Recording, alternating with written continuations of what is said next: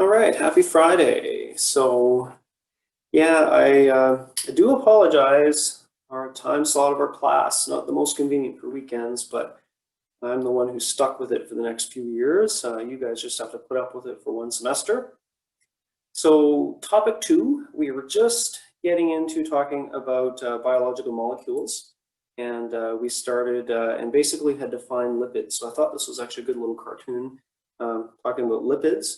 And I mentioned before that kind of the big thing around lipids is that they are not water soluble, so they're hydrophobic. So before we get going into the PowerPoints, I wanted to show you what I'm going to do is start making some notes here. So these are the kind of things that if we're in an in-person class, I would be doing them on the whiteboard. So instead, what I've decided to do in this case, rather than kill you with my handwriting, I'm just doing it in a Word document. So you can follow along and make your own document, or you can write it out on a piece of paper, whatever works for you, of course. And so I don't post these notes, so you got to get them in class, although you can ask me for them if you really want them. I can email them to you, but I don't make a practice of necessarily posting them. So you know, it's good idea to pay attention. Plus, trying to make you take notes in class, that's always a good thing, right? So if you take a look, we're going to talk about the 4 types of macromolecules. We will definitely get through 3 of them today. I'm not sure if we'll make it to nucleic acids or not. I'm making a little table and adding some notes around these things, right? So lipids, for example, we just started on lipids, and we had talked about fatty acids. So I'm going to add that there. And I'm going to add a couple of other things that we haven't quite talked about yet. And don't worry, if you don't get all of this, I will be coming back to the document. So TAGs, we'll define those in a minute. I'm also going to put steroids, and this is one other thing to add, which I meant to add here, which is glycerol.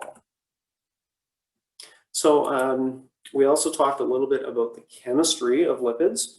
So there's not much to say in terms of functional groups, but the chemistry of lipids is that these are almost, I'll say, mostly carbon plus hydrogen and hydrophobic molecules. So if you see something with lots of carbon and hydrogen and not much else, it's probably a lipid. Oh, there's one more I was going to put here, which I haven't talked about yet, as well as phospholipids. And so linkages, I haven't talked about what these are yet, so I'll fill that in a minute. Like I said, I'll come back to this chart, but some of the functions you probably know that lipids are, of course, fats, and we eat them, so we can say that it is a food source. And I'm also going to say storage, because you probably know if you eat too much food, we store it as fat, right? So if you eat more calories than you burn, our body stores the excess calories as fat. So there's a good start anyway. I'll come back to this, like I said, and if you don't get everything, that's fine. You can always review the video or ask me for this later if you don't feel that you've gotten everything. So let's go back to the PowerPoint. We'll talk about our macromolecules. So there's the 4 macromolecules. We're going to get right back into lipids. You can see there's my reminder to make a table, and we already started doing so.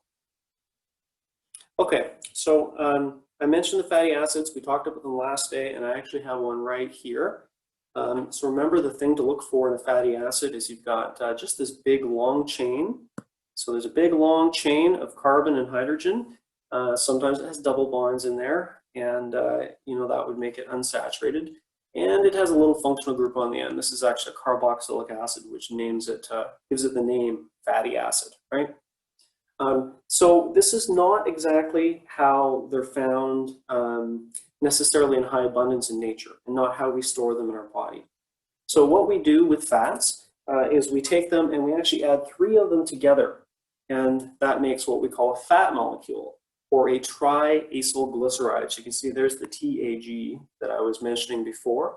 So tri is for 3, Acyl is kind of it's an organic chemistry word. It kind of means a whole bunch of carbons and hydrogens attached together, sort of. That's kind of the best definition for this. Glyceride means glycerol.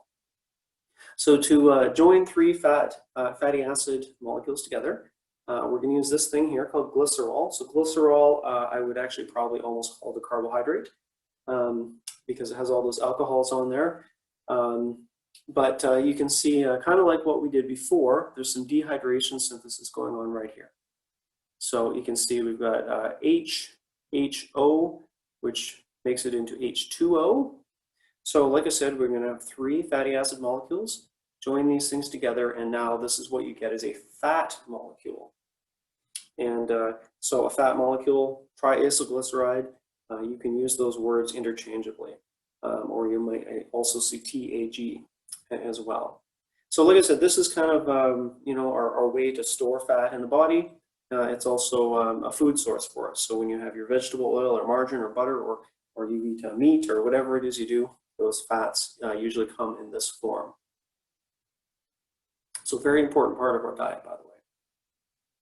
So here's a little, this is a colorized image. I think it's an electron micrograph where somebody has taken some fat and they've put it in water, and actually it looks like it's in a cell, and you can see that the fat molecules, they're forming these drops, right? And that's because they're not water soluble, right? So that's the definition of lipids, not water soluble. So they tend to clump together in droplets when they're exposed in some sort of aqueous environment.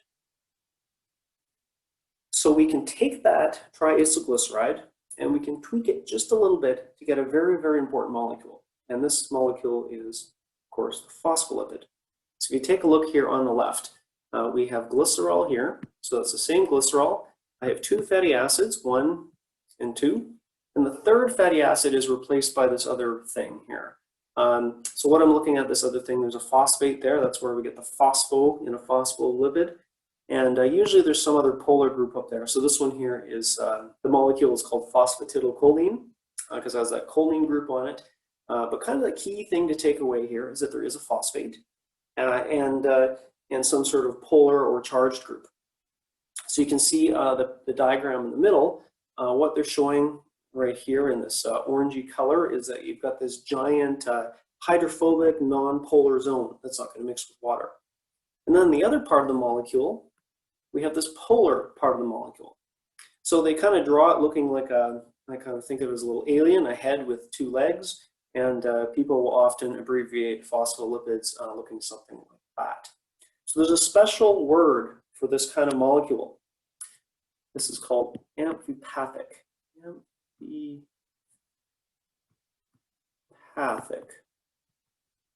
It looks like that.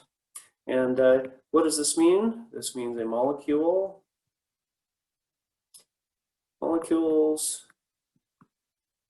that have both polar and non-polar components. So there you go. If you had that as a definition on the midterm, you could use that, and your example would be a phospholipid. Another example of amphipathic molecules are detergents. Detergents kind of do the same, kind of like phospholipids. They have hydrophobic parts that will pick up the grease, and the water-soluble parts, the polar parts that will kind of wash away and hopefully clean your hands. So you probably know what happens when phospholipids are thrown into water. So here's a diagram showing that. And some of them will form these little blob-like things here, like this, right here. But many of them form these interesting structures here. And this is because phospholipids, when they get together, many of them actually form this thing called a bilayer. The blobs here are called micelles, by the way. And you can see what's going on with the bilayer is we've got this big hydrophobic zone here, hydrophobic. And that's where all of those tails, the fatty acid arms or legs or whatever you want to call them, are kind of basically clumping together. And the heads that are polar are mixing with water. So you get this bilayer. And you probably know from high school that this is how we make a biological membrane, is it's comprised of a phospholipid bilayer as one of its major components. So we're going to talk about membranes. I think that's topic 4-ish maybe, and we're going to talk about them in a lot more detail. And we'll come back to phospholipids. So here's our cell. You can see our little cell here. It's mostly water. And of course, we need something to separate it from its surroundings, and that's where the phospholipid bilayer comes from. Some cells will have compartmentalization in between, different organelles that are doing things. So we're just kind of building a cell as we go along and adding to the parts. We're not entirely done with the lipids yet. I do want to share one other major group of lipids with you. These are the steroids. So I Googled steroid and I found this guy. And I'm still not entirely sure whether this is a real photo or something that's been doctored. There are apparently people with muscles like this on the internet, and probably they were on steroids. So this is probably the #1 thing people think of when they think of steroids. Unless you're like me, you're a biochemist, and when you hear the word steroid, you think of a compound with 4 rings. So this is a compound with 4 rings. If you're not familiar with this kind of chemical structure, by the way, this is basically carbon and hydrogen. So let me just draw one of these rings for you. Okay, so here's, oops, sometimes I press the buttons by accident as I lean over onto the laptop. So here's one ring for us, right? Okay, obviously I can't draw hexagons very well. And so that's going to represent 6 carbons. 1, 2, 3, 4, 5, 6. And so you can see that this is a lot of work, right? And I got to draw all the hydrogens in there. Each carbon is going to have 2 hydrogens. Okay, so what I actually drew here is something called cyclohexane. But yeah, that's just a lot of work, right? So what they do in chemistry when we're abbreviating things is if it's just carbon and hydrogen, we'll just draw it as sticks. Each intersection, right? You kind of think, okay, there's a carbon there, there, there, there, there, there, and so on, and that's it. So you can see there's an example of a steroid at the bottom. That's testosterone. That's probably what gave this guy his muscles. And you can see it has the 4 rings, and there are other atoms on it. So there is an oxygen, an alcohol here, an OH, and another oxygen over here. And so those are not drawn as sticks. They're actually drawn in. You can see a few other features like double bonds are in there as well. So there's a little bit of a chemistry lesson for you. So steroid doesn't necessarily mean something that makes you big, muscular. It really means a type of compound. And I'll show you some examples of some other steroids. You may be familiar with some of them. This here is a steroid. This is cholesterol. And so there are a lot of steroids that are important in membrane structure. And so we're going to talk about cholesterol as an animal steroid that's important for animal membranes. And of course, people think about it when they're in their diet, and that's how you get cholesterol, from animal products. So you can see it's a little bit different from testosterone. It's got kind of just different functional groups on it, and of course it does. It's a different molecule, it has different functions. A big group of steroids, of course, are the signaling molecules, and you're probably familiar with some of them. I know people talk a lot about testosterone and estrogen, the sex hormones that will do things like testosterone will help you build muscle, and it gives you body hair and things like that. Estrogen is, of course, part of it spikes during a woman's monthly cycle, but everyone has a little bit of estrogen in them, guys. So it is doing something in there. I don't know all the functions, but these are signaling molecules, and they tell the body or parts of your body to do things. There's cortisol there, so there's all sorts of creams we can get with cortisol in them, and cortisol will regulate your immune system, right? So if you have some sort of inflammation, or let's say eczema or something like that, maybe you have a cream with cortisol or cortisone in it or something like that. Solanidine, trying to remember what that one was. Could be an insect pheromone. I can't remember what that one is. I'll have to look that one up sometime. Okay, so before we get into carbohydrates, I'm going to go back to our table and just fill out a couple other things. I guess one thing in there you may have noticed is when we were making the triacylglyceride, of course, it did mention the linkage. And so a common linkage in terms of the chemistry that we see in fats are ester linkages. It's maybe a little less important for fats, but it's kind of, like I said, I'm trying to be complete and think about all the things that I'm putting here, and might give you a way to distinguish the differences between lipids and carbohydrates.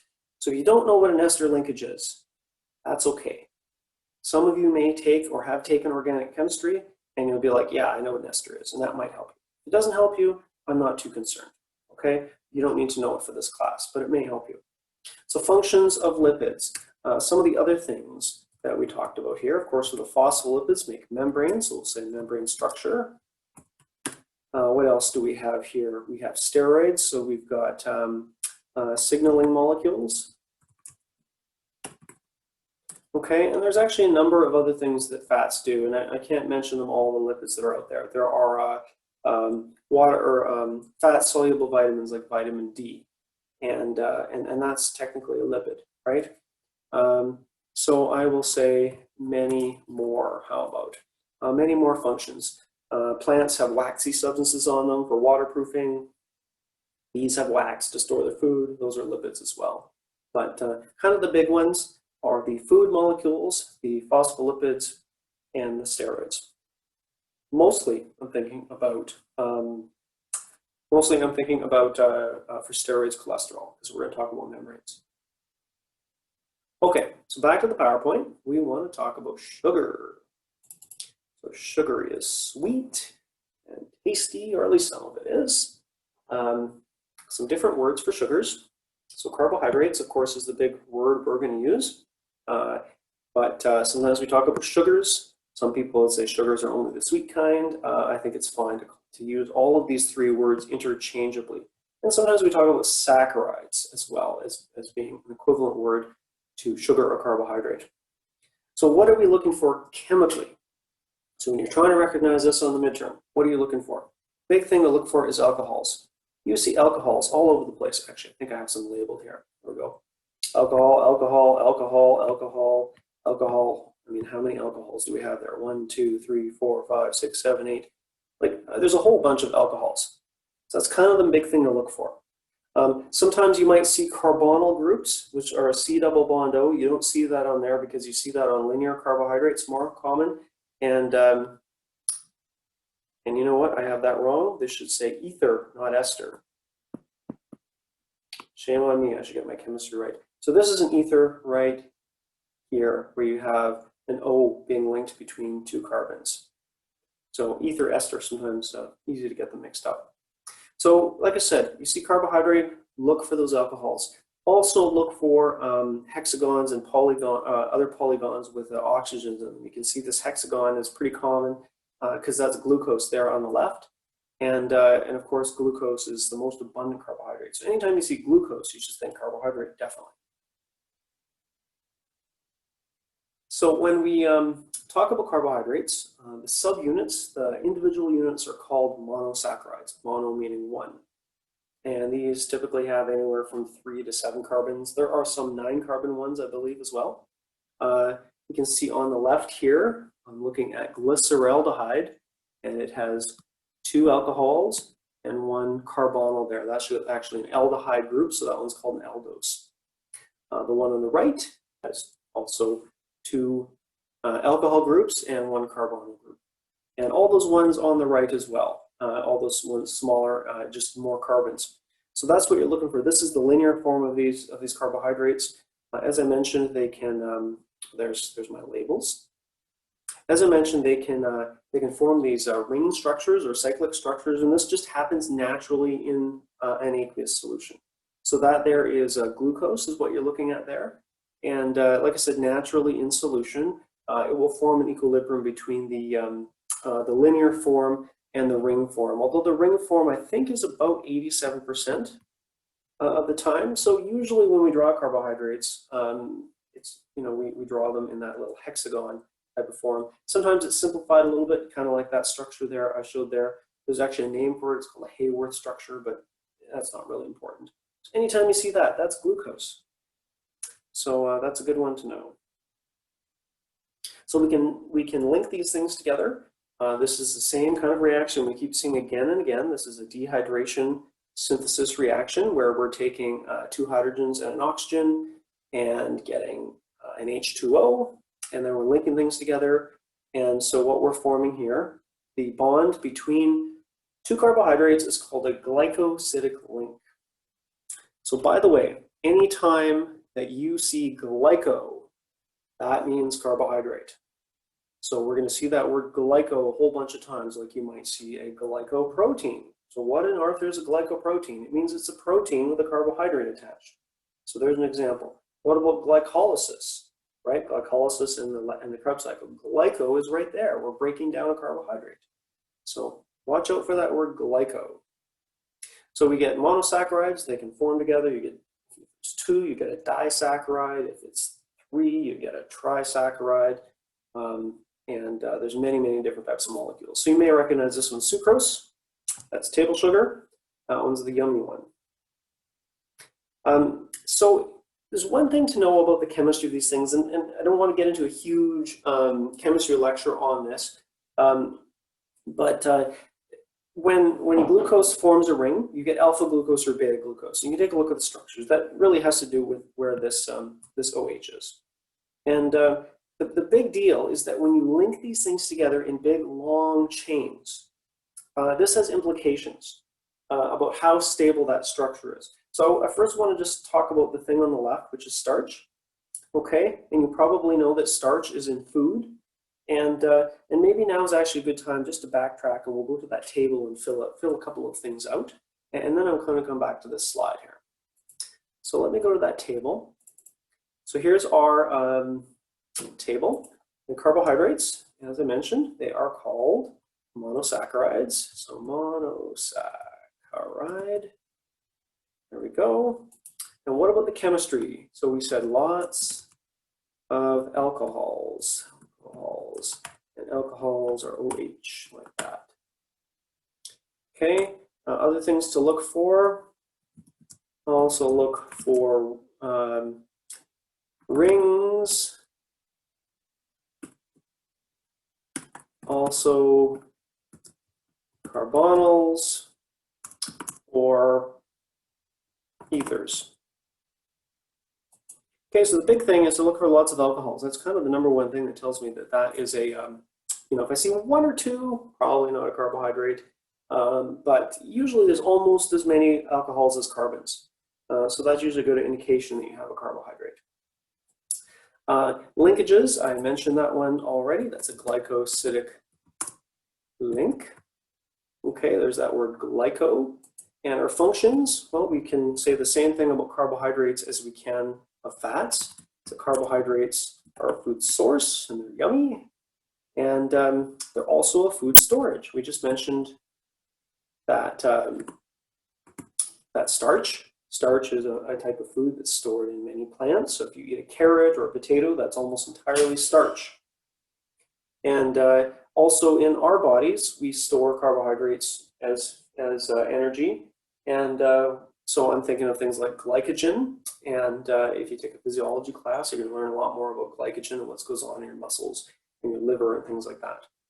So I'll come back to this. There's obviously other functions of carbohydrates that I want to talk about. But let me just go back to this slide here. And let's talk a little bit about starch. We'll come back to that cellulose in a minute or two. So here's starch, by the way. So starch is just a whole bunch of glucoses attached together. And this is made in plants. It's one of the products of photosynthesis. They make glucose, and then the starch is stored, or the glucoses are stored in the form of starch. And so this could be hundreds, thousands of them. You can see actually there's some starch granules in a chloroplast there. Depending on the branching and whatnot, the starch, you can see these little hexagons are representing each of the monosaccharides, and they kind of form these little spiral structures. And sometimes they're branched, and you can see there's 2 forms, amylose and amylopectin. Don't need to worry about those words. Just know the word starch. In our muscles, kind of the same thing happens. We store up a little bit of energy as glycogen in our muscles and our liver, so that it's handy and ready to go. So if I wanted to go for a jog right now, my muscles have a supply of glucose ready for them. And if I go for a jog and it's like, let's say 20 minutes long, most of my energy is going to come from that muscle glycogen. If it's a longer jog, if you're doing a marathon or something, you eventually burn fat tissue, but that's a whole other story. You can see glycogen is a little bit more branchy than starch, but basically it's the same structure. It has a whole bunch of glucoses stuck together, and it's ready to go for lots of energy. So let me just go back to this slide for a second. I told you there was a difference here between this alpha glucose and this beta glucose, and it's not obvious in this particular slide, unfortunately. It's a little bit more obvious in this slide, and I know it looks really cluttery, but what is obvious to me? What I'm seeing are all these little dotted lines here. So these dotted lines represent something called hydrogen bonds, okay? So it turns out that the beta glucose, it's in these conformations that it can hydrogen bond really, really lots. We're talking about thousands of hydrogen bonds here.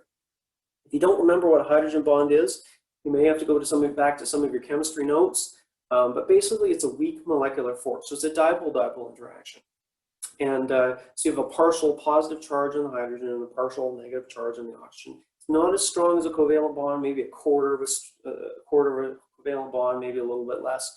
But you can imagine if you have hundreds and thousands of these, they add up. So it turns out that cellulose is actually a really tough structure and very stringy.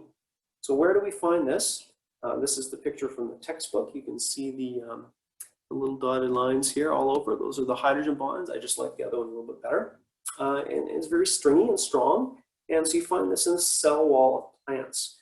So you can see down here in the diagram, they're showing these little fibers of cellulose. And it's a very, very, it doesn't break down like starch does, much tougher. So in fact, starch or cellulose is so tough that we can't digest it. Animals can't digest it at all. Now, of course, there are many animals that do eat mostly cellulose. So like this cow here is eating grass. And the grass is something that if you or I ate, we're not going to get a lot of nutrition out of it. It's just going to pass through our system. But a cow can do it. So probably some people know a little bit about the cow digestive system. They've got a whole bunch of stomachs, 4 stomachs. They chew their cud. And maybe even most importantly, to break down the cellulose, they actually have bacteria that do it. And that's why they're able to break down cellulose. Us, we can't. So we can eat starch, but we can't eat cellulose. Even though it's part of our diet, if you eat a lot of celery, for example, a lot of that starch and doesn't get digested, but it's still good for you, right? It's, there's another name for cellulose out there. It's called fiber. Fiber is good for you, and as you get older, older people swear by it to help with what's going on down there. So there are a whole bunch of carbohydrates out there. Many of them are very similar to starch and cellulose. This is another one called chitin. Chitin is similar to cellulose. And what you have here, this is basically glucose here, right? But it has this group on it. So this group has a nitrogen and an acetyl group. So we actually call that N-acetylglucosamine. You don't need to remember that word. We'll call it NAG, maybe for short. So basically you link this together just like cellulose and you get a carbohydrate that's strong, and it's found in the cell wall of fungi. So fungi don't have cellulose, they have chitin. You also find this in the exoskeletons of insects and other arthropods, and it's used sometimes as a type of a surgical thread that's biodegradable. So there's lots of polysaccharides, and I'm just introducing the ones that are kind of important that are going to come back later in later lectures. Here's another one. This is peptidoglycan. So this one here, you can see we've got some NAG. I just mentioned the NAG to you, and something else called NAM. So this is N-acetylmuramic acid. So this has a small little peptide attached to it. So these are amino acids. That's what a peptide is, right? So these are all amino acids. And this one here makes up the bacterial cell wall. So it kind of makes a grid. You get more covalent bonds in this particular structure. And we're going to talk more about peptidoglycan when we get to bacteria and when we talk about cell walls. So I will come back to this. I think I'm just trying to make the point here that what we have is some strong polysaccharides.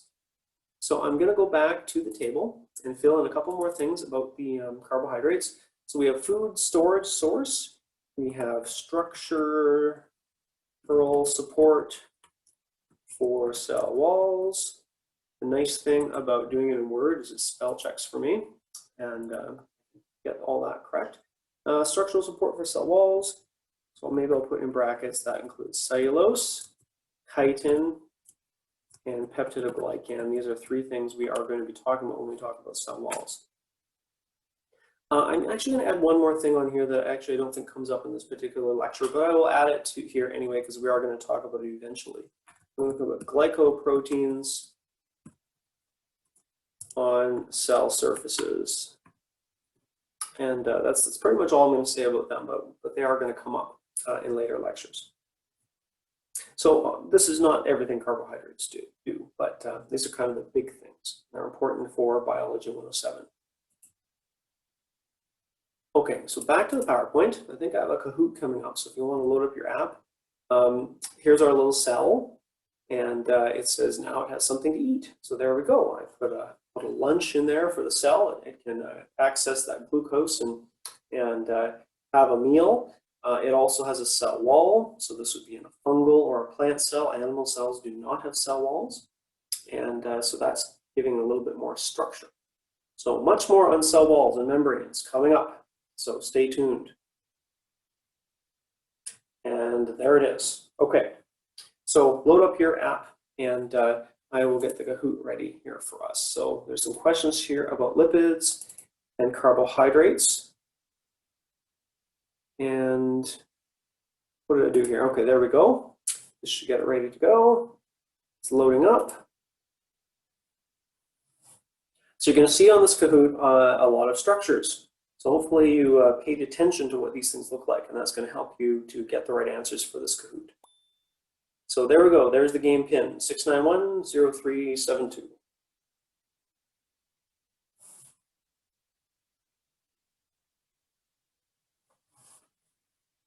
All right, there we go.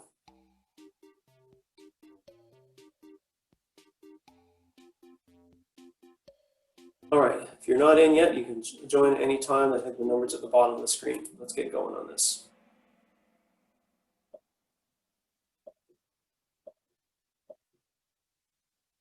All right, question one, identify this molecule. Boom. Sorry if the diagram's a little on the small end.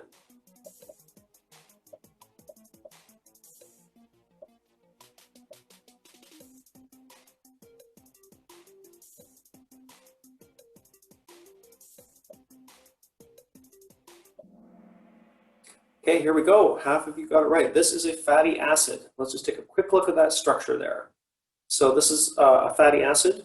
So you can see this is showing the bond line structure it's called, not showing all the carbons and hydrogens, but this is just a whole bunch of carbons and hydrogens. So we know it's a fat of some sort. And it's not a steroid because it doesn't have the ring structure, and it's not a triacylglyceride because there's not three of them, and not a phospholipid because there is no phosphate group.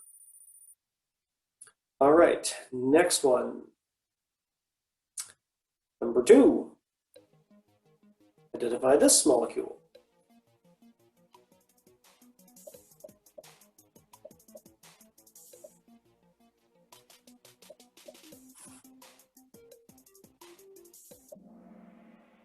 Okay, so some of you got it right. It's triacylglycerol.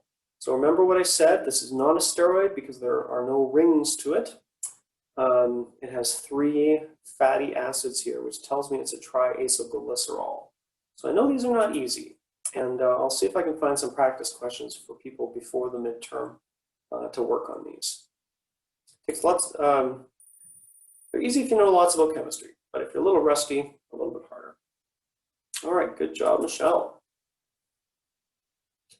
Number three, what is this molecule?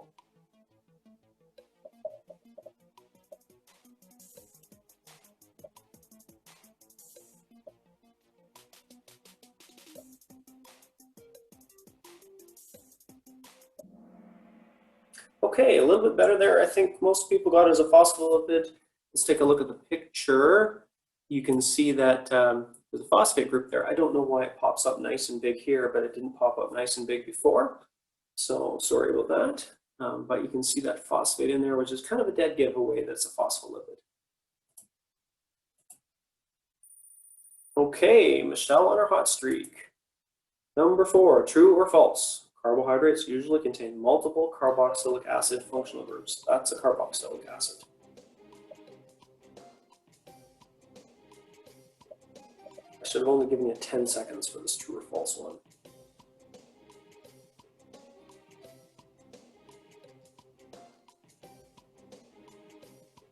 Okay, there's all the answers. So this is false. So carbohydrates have lots of alcohols. This is a carboxylic acid. So they have lots of just the OH, but not this C double bond O. There might be one or two in a carbohydrate, weird ones anyway, like usually one per every 6 carbons, but lots of alcohols anyway. Okay, I think there's one more question. Which of the following is not a carbohydrate? Ooh.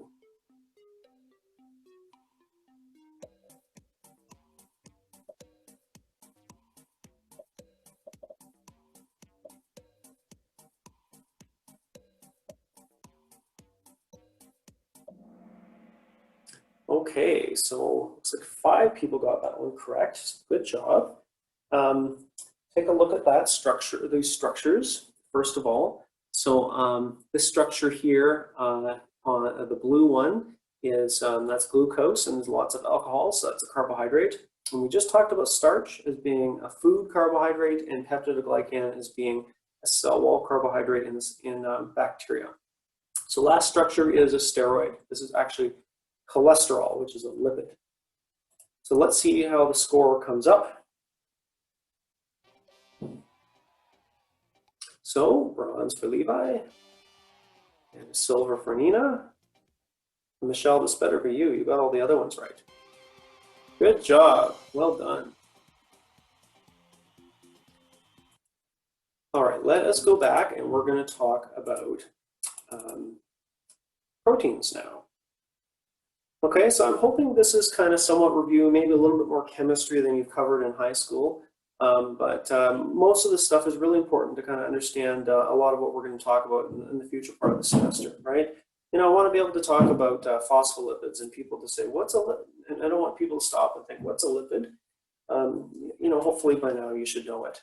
And like I said, hopefully you're finding this review. I know the structural part, the chemistry, you know, everyone's always a little rusty and have different confidence levels. So this is why we're going through this. So proteins are super important. They do a whole bunch of things in the cell. And that's actually what I want to talk about first. What do proteins actually do? So most of your enzymes are proteins. So enzymes, of course, are things that are catalyzing reactions in your body. And most of them are made out of proteins. There's proteins that are part of your immune system. So when you get a vaccine, your body's going to make antibodies against viruses and hopefully clear that virus out of your system. Some of them store food. So you can see this is storing food in this egg, and it's storing amino acids for the development of that embryo. Some of them are part of our membranes, and they transport things inside and out of those membranes. And the list just keeps on going. Some proteins are hormones. So insulin is a protein made in your pancreas, and it regulates glucose uptake in your muscle cells. Some of them are receptors. So this is showing a neuron. That looks like it's a neuron. So the signal is going from somebody's brain to a muscle, and it says contract. And these receptor proteins are receiving that signal and doing what your brain is telling your body to do. Of course, a big part of muscle in animals, a big part of proteins in animals is muscles, right? Not all organisms have muscles, but animals have lots of them. And so these help us to move around and be mobile organisms. And some are structural. So this is collagen. That's your connective tissue. It's found all over your body, keeping you together. So that's a good thing. So you probably know that proteins are made out of amino acids. And I'm going to draw one just kind of in the corner here, an amino acid. So hopefully I have enough room here. So an amino acid, I'll draw it kind of like what they have there on the right. Has a carbon, and the carbon, maybe what I will do is make this an R. Is connected to a side chain. I'll come back to that side chain in a second here. So that's a side chain. And the carbon has this thing over here. Oh yeah, okay, no, I did that right. So this is my carboxylic acid. So that's where the word acid comes from. Over here I have Sorry, I'm really trying to squeeze this in. This is my amino group. So you can see amino for the amino group and carboxylic acid for the acid part. And then there's a little hydrogen attached to these. And then there's a side chain on all of the amino acids. So that's what it looks like structurally. So notice what's different now. We have a nitrogen part of the subunit, okay? So if you see lots of nitrogens, sometimes there's found in carbohydrates, we saw those, okay? But now we're seeing nitrogens, they're way more common. Every amino acid has a nitrogen in it. So it's one thing to look for. They have these side chains, and the side chains are different from each of the amino acids. You might know there's 20 amino acids, so 20 different chemistries is what we're talking about here. So you can see here's a group of some of them. This is 9 of them. 9 of them are hydrophobic. So that yellow group that's highlighted, so we've got glycine, alanine, valine, and so on. That's a hydrophobic non-polar group. So these are not very water soluble at all. And they all have 3-letter and 1-letter codes. You don't need to know those. In fact, the only amino acid you need to know for this course is methionine. So that's the one in the bottom left, and we're going to talk about that when we talk about DNA. Some of these amino acids are hydrophilic, so they're water soluble. There's 6 of them there. You can see asparagine was discovered in the mighty vegetable, the asparagus. So that's where the name comes from for that one. Some of them are charged, and so we might call them acidic or basic because they interact with acids and bases. And so you can see aspartic acid and lysine and so on in there. So that's going to affect the chemistry of the protein. And proteins can have a really big range in their chemistry because, of course, they can have a variety of different amino acids, from that polar to non-polar to charged and so on. So here we go. We're going to link our amino acids together. And no surprise here, there's a bit more dehydration synthesis going on there. So H2O being made, and we are going to form something called a peptide bond. So maybe now is a good time to go to our Word document, our table, and make a couple of notes about this. But you can see that each of these, right, we have a bunch linked together. And maybe just before I get to the note, I just wanted to mention that we have this carboxylic acid on the end and the amino on the end. And when they link together, now we actually have something special. So that's my peptide bond. It also has another name. It's called an amide. So again, a little bit of organic chemistry for you if that's something that's part of your background and it helps you. Let's just say amide. It's an E there and a D there. It's not easy to write on the screen. So let's go to those notes, and we'll write a few things about them. Okay, here it is. All right, so proteins. The basic units are amino acids. Okay. Chemistry, so they have amino groups. So I'm going to maybe just put a note that is going to be an NH2 or an NH3.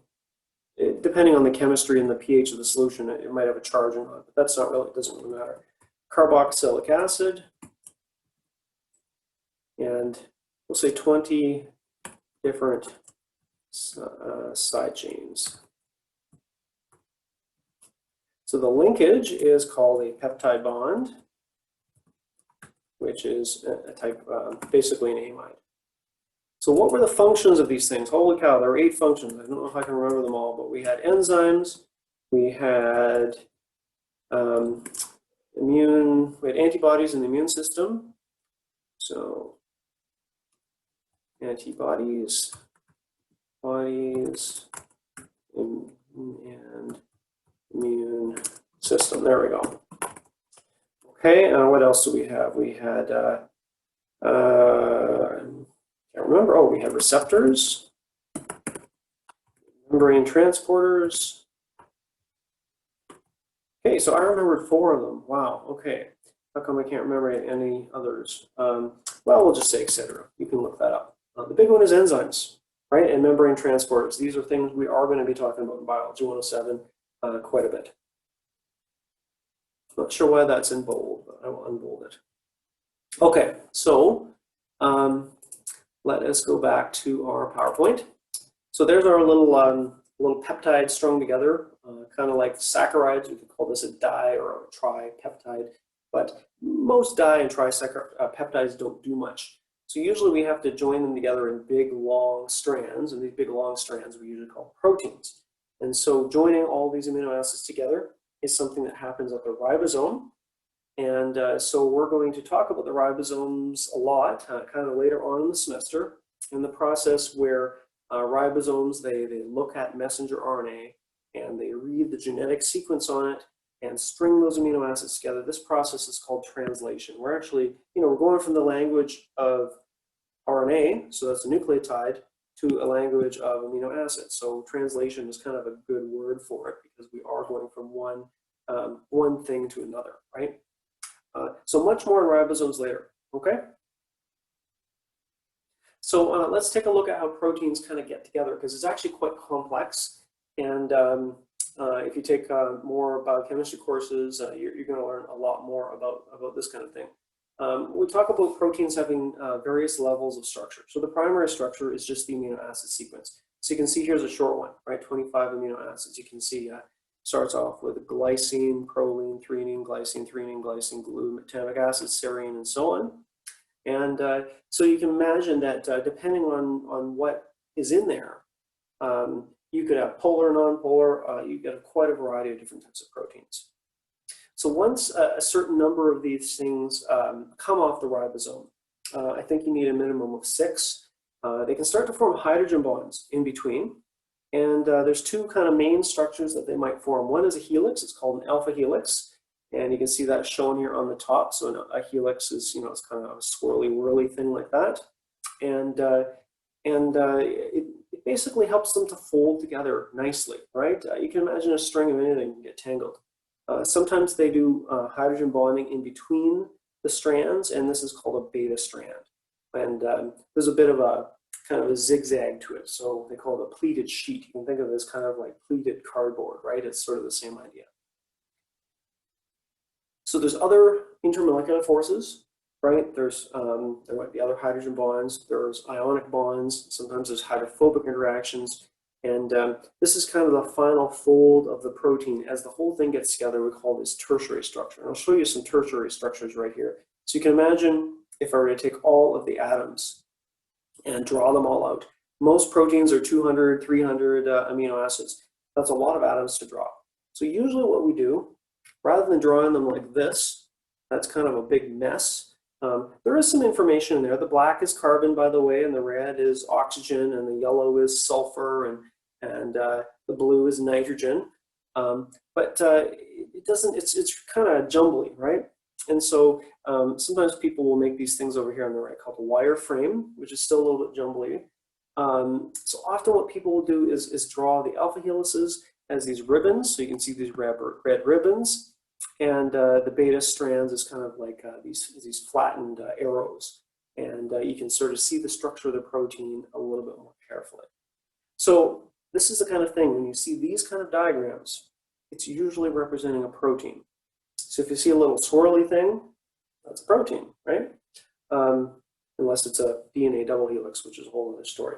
We haven't talked about that yet. So just looking at the time, I know there's a couple minutes left. I just want to finish saying a couple of things about proteins, and I guess we'll talk about nucleic acids next day. So here's our primary structure. That's the sequence. The secondary structure, that's when it starts to form hydrogen bonds. The tertiary structure is kind of the final fold. Some proteins, though, have multiple subunits, and that's called a quaternary structure. And here's two examples of quaternary structure. Collagen, I mentioned, is in your connective tissue. It's in your skin. And it's kind of like 3 ropes kind of wound together, and they form, it's why your skin is kind of, bouncy and not brittle, right? Hemoglobin is in your blood, and you can see there's 4 subunits, and it carries 4 oxygen molecules. So let's see here. Maybe what I will do, let me just skip ahead on this. I'll come back to that next day.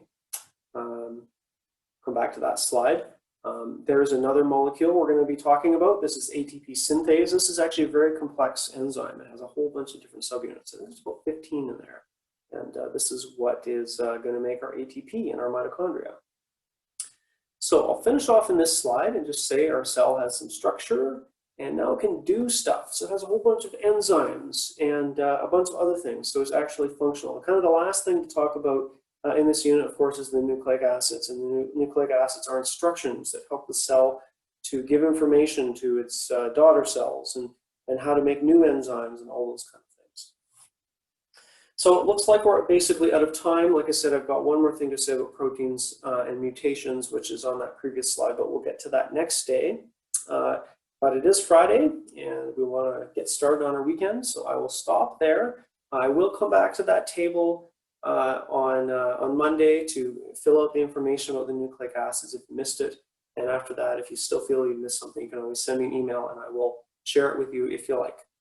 Other than that, have a great weekend and we will see you next week.